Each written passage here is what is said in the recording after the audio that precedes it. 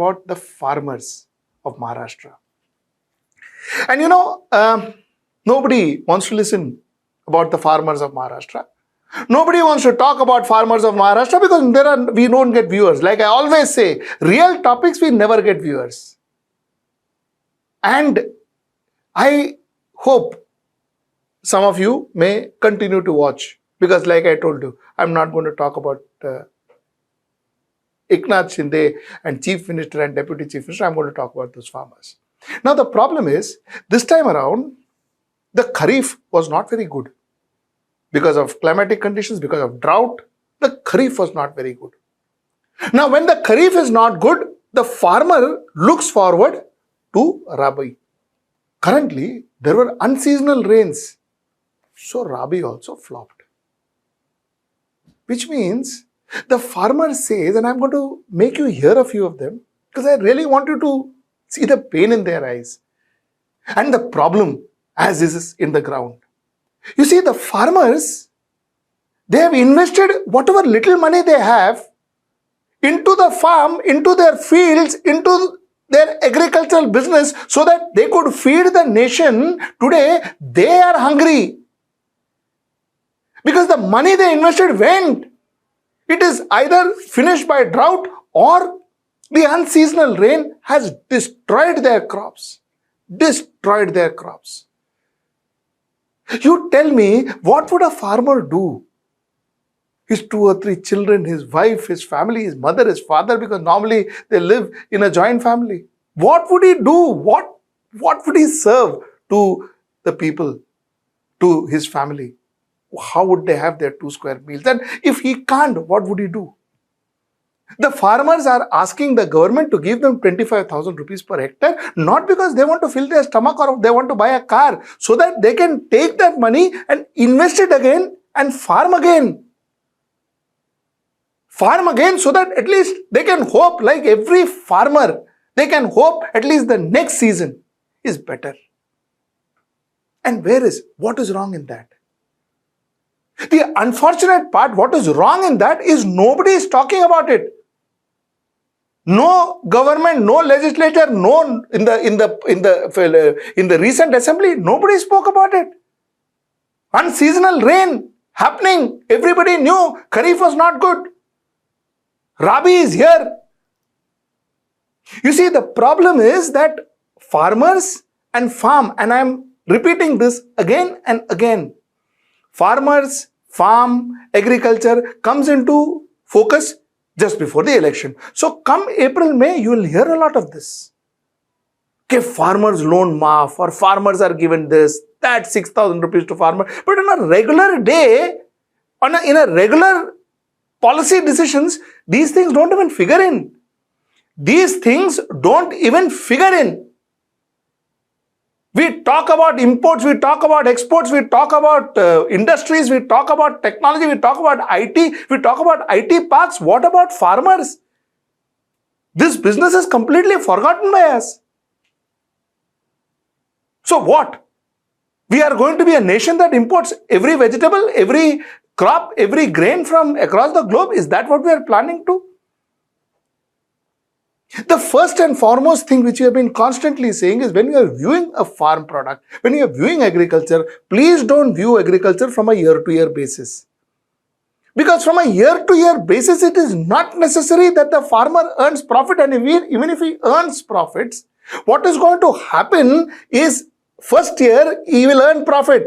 The next year he may earn losses because of drought, and like this year. The next to next year he may get into losses. The third year he may get into losses. The fifth year he may earn profits. So out of 5 years, 3 years he may end up going into losses, and 2 years he may end up making profits. You see, every time giving him subsidy is not the solution. The solution is to ensure that the farmer earns extraordinary profits. Today, on an average, a farmer earns anything between 17% and 25% profits. That is the year he earns profits. Increase that 17% to 25% to anything like 75% to 80% to even 100% profits, so that that farmer can sustain the 3 years of drought or unseasonal rains with that profit that he has earned in that good year. He can sustain it. That's the solution. Giving 25,000 per month as subsidy, what they're asking for, may also not be the solution. It may be a fantastic election plank.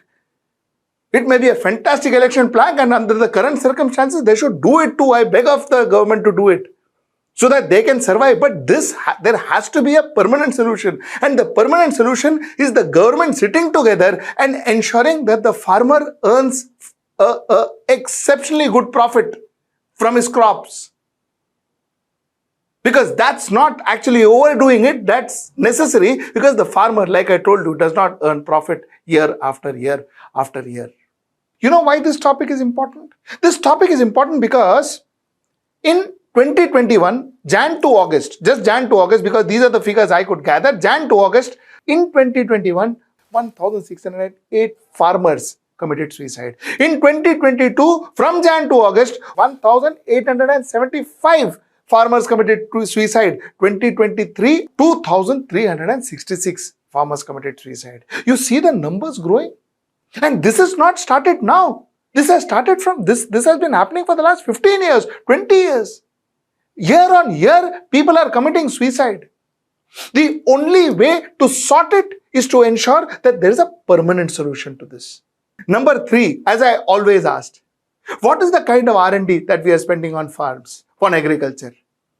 What is the kind of development we have seen in agriculture in terms of technology, in terms of ensuring that more can be produced in their given land, or they could produce multiple times in that given land, or there would be ease of production, or there would be irrigation in such a way that if there is a change in the weather, they can manage through some technology.